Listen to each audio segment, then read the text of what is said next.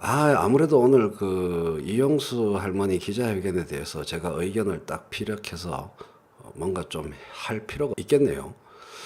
신경 끄시면 돼요. 신경 끄시면 돼요. 신경 끄시면 돼요. 그거에 대해서 가타부타 말을 얻는 것 자체가 조중동이 원하는 겁니다. 이들부들할 일이 아니라고 생각해요. 굉장히 고무적인 일이라고 생각합니다. 두 가지 의미에서 굉장히 고무적인 일이라고 생각합니다. 일단은 오늘 제가 페이스북 페이지를 했는데 할머니 팔아먹는 니은이라는 말을 쓴 사람은 용서할 수가 없더군요.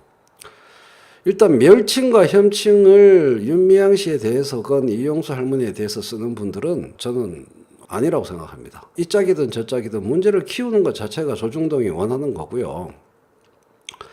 물론 걔들도 헛물 켜는 거지만 제일 중요한 거는 오늘 이용수 할머니의 기자회견은 일본군에 의한 위안부 인권 압살 피해가 분명히 존재했다는 사실을 대내외에 다시 한번 분명히 말씀하셨다는 그 전제를 확실히 깔고 이야기하셨다는 게 중요하지 않습니까?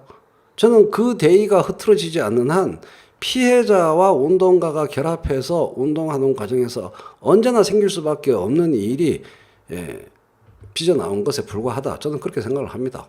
왜 어느 한쪽 편에 서서 부들부들 해야 됩니까? 저는 이해할 수가 없어요. 빈민운동도 마찬가지고요. 각종의 운동에서 피해자가 있는 시민운동이 있습니다. 피해자와 운동가가 장기간 결합해서 운동하다 보면 피해자의 입장과 운동가의 입장이 조금씩 상이해요. 거기서 커뮤니케이션이 잘 안 이루어지면 문제가 불거져 나오는 겁니다. 그게 그런 문제를 해결하면 되는 거죠. 전체적으로 보면은 다 원초적 가해자가 일본군이다라는 걸 분명히 하는 거잖아요.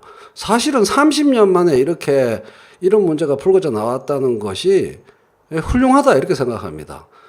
철거민 투쟁 이런 데 시민운동가들이 함께 하는 경우도 보면요. 몇 달 만에 싸워요. 몇 달 만에 싸우는 일이 비일비재합니다.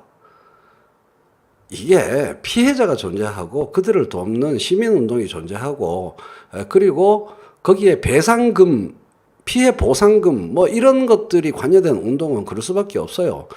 그런데 30년 가까이 이런 일이 없이 진행되어 왔다는 것 자체가 대단한 거예요. 저는 긍정적으로 생각합니다.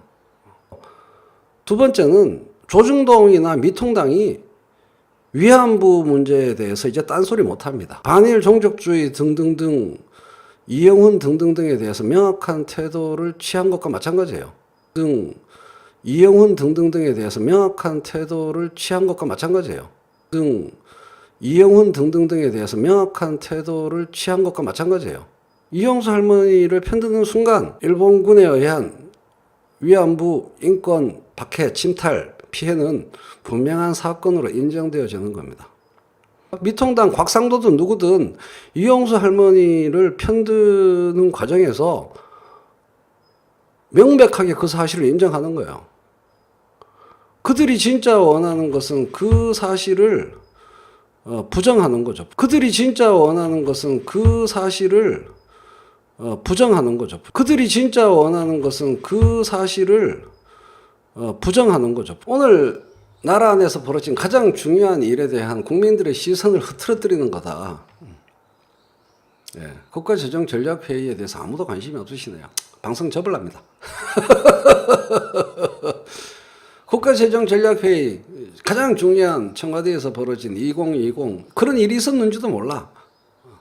이용수 할머니 그 문제 기자회견에 모든 관심이 쏠리셔서 정말 대한민국에서 중요한 일이 있었고 대한민국의 앞으로의 방향에 중요한 발언이 있었는데 아무도 관심이 없어요. 그런 게 있었나? 2020 국가재정전략회의가 오늘 있었습니다.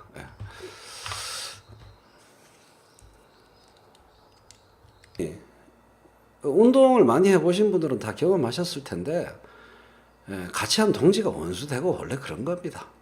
동지들끼리 원수되기 쉬워요. 그걸 지혜롭게 극복을 해야죠. 운동 전체가 어떤 방향으로 흘러갈 것인가에 대해서 아무리 좋은 가치, 좋은 일을 하겠다고 모인 사람들끼리도 언제나 헤게모니 문제가 생깁니다. 더 잘되게 하고 싶으니까. 그런 일이 안 생기는 것도 이상한 거고요. 그렇다고 뭐 운동을 안 할 수도 없고. 정신대 위안부 구분 말씀을 드릴까요? 정신대가 뭡니까?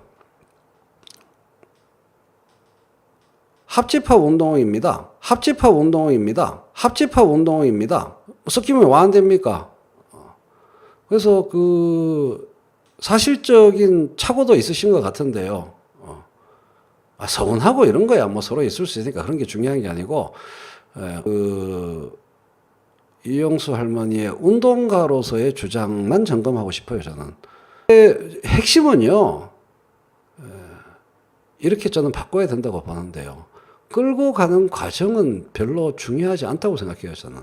함부로 이 30년 운동을 함께 열심히 해오지 않으면서 발언하기가 굉장히 조심스러운데 저의 개인적인 조심스러운 의견은 뭐냐 하면 감금 억류의 포인트를 맞춰야지 그것이 노동이냐 성적인 문제와 연관이 되어 있느냐 혹은 그 격전지 전쟁터까지 사람들을 끌고 가는 과정이었냐 회유하는 과정이었냐 자연스러운 동의 과정이었냐 기만이었냐 그게 포인트가 아니고요.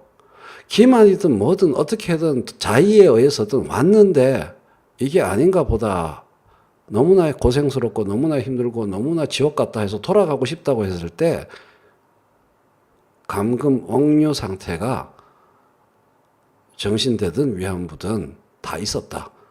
그 일본군의 만행을 그쪽 지점에 포커스를 맞춰서 규탄하는 것이 더 맞는 게 아닐까라는 생각을 조심스럽게 말씀드려 봅니다.